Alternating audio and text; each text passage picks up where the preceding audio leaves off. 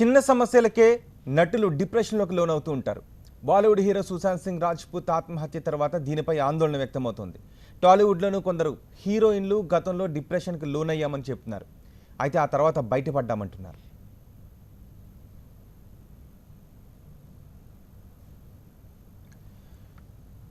టాలీవుడ్లో నటిగా గుర్తింపు తెచ్చుకున్న పూనం కౌర్ తన ట్విట్టర్లో పెద్ద బాంబే పేల్చింది. ఓ పెద్ద డైరెక్టర్ను టార్గెట్ చేసింది పూనం.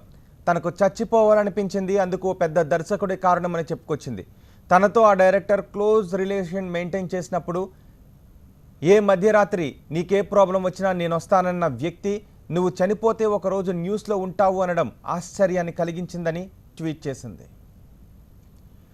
మీడియా సోషల్ మీడియాను చెప్పు చేతిలో పెట్టుకుని నాలాంటి వాళ్లను తెరపైకి రానివ్వకుండా చేయడం తప్ప నువ్వేం చేయలేవంటూ సవాల్ విసిరింది Poonam.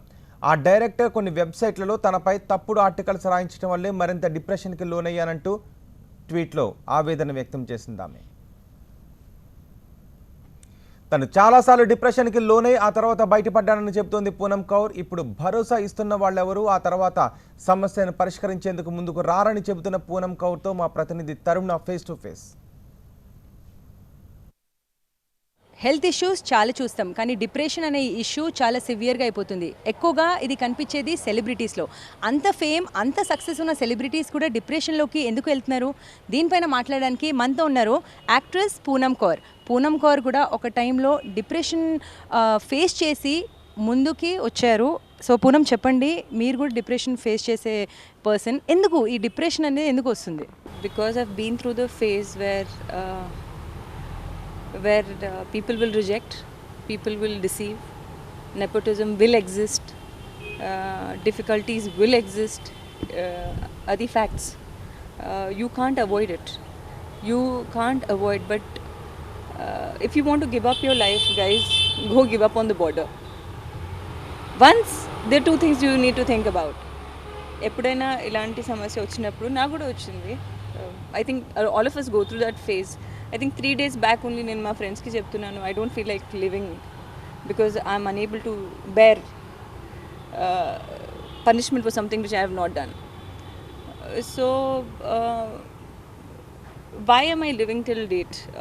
How did I get out of depression? Because there was a time I was ill, sick, doctors gave up, doctor కూడా గివ్ అప్ చేశారు.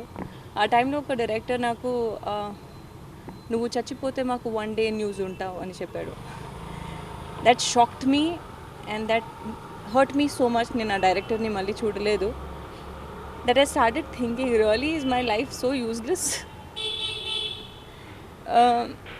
నెపోటిజం గురించి మాట్లాడడం, కరణ్ జోహర్ గురించి మాట్లాడడం, కంగనా రనౌత్ గురించి మాట్లాడడం, కోపం రావడం, సాడ్నెస్ రావడం, అవన్నీ these are facts. I mean these are emotions which will come out. ఆ ఎమోషన్స్ మీకు ఉంటాయి. లైఫ్ ఫేర్ కాదు. You don't feel yourself valuable. అగర్ in case if somebody is telling you you're not valuable and somebody is ignoring you, yeah, become bigger than them. Become bigger than them.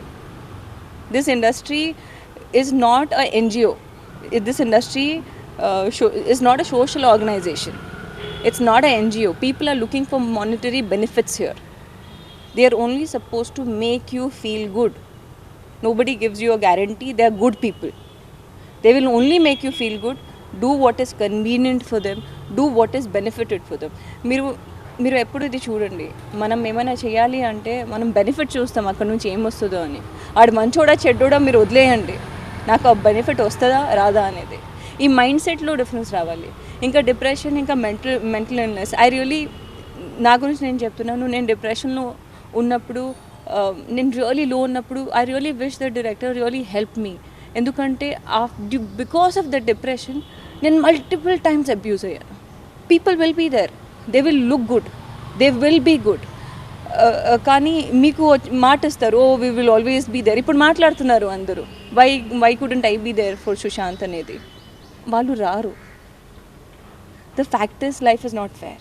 స్ట్రాంగ్గా చాలా గట్టిగా చెప్పారు పూనం కౌర్. పూనం కౌర్ ఏమంటున్నారంటే, speak up before you give up. So మీరు మాట్లాడుకోవాలి, మీ పక్కన ఉన్న మీ ఫ్యామిలీతో, మీ ఫ్రెండ్స్తో, అందరితో కాల్ చేసి మాట్లాడండి, మీ బాధలు చెప్పుకోండి.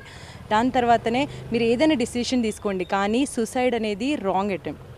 కెమెరా పర్సన్ సాయి కిరణ్తో తరుణ, TV9 హైదరాబాద్.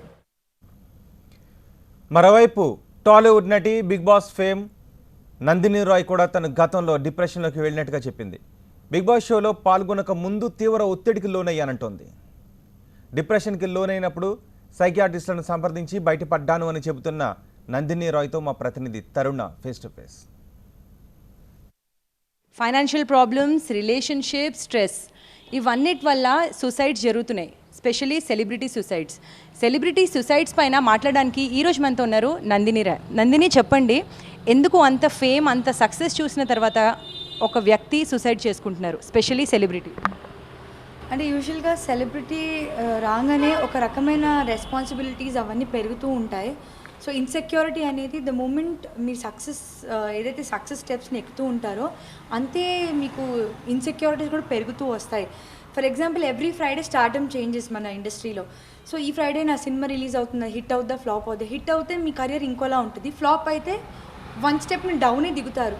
సో ఇవన్నీ స్ట్రెస్ వల్ల ఆటోమేటిక్లీ మనిషి అనేది డిప్రెషన్కి వెళ్ళిపోతారు. లైక్ ఫర్ ఎగ్జాంపుల్, నేను బిఫోర్ బిగ్ బాస్ 2 years నేను డిప్రెషన్లో ఉన్నాను.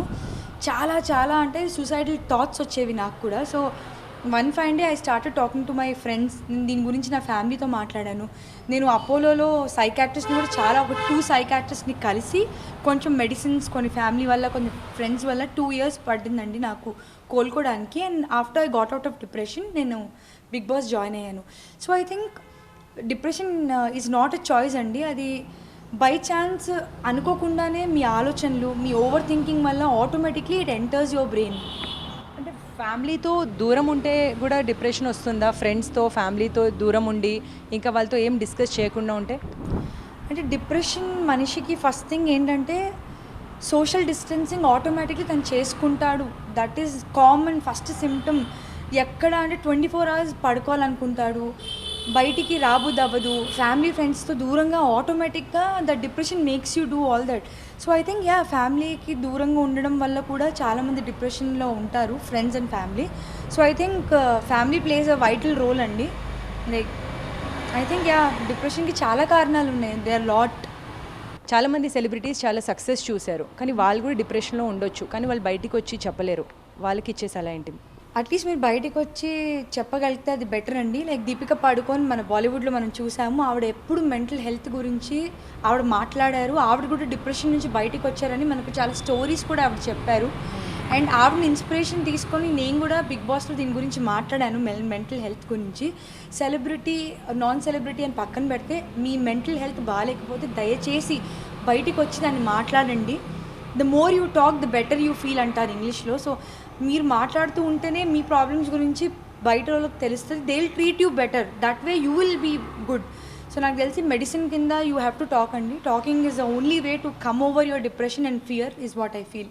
చూసారు కదా, డిప్రెషన్ థాట్స్ ఉన్నా సరే, సూసైడల్ థాట్స్ ఉన్నా సరే, మీ పేరెంట్స్తో, మీ ఫ్రెండ్స్తో, మీ ఫ్యామిలీతో మాట్లాడుకోండి.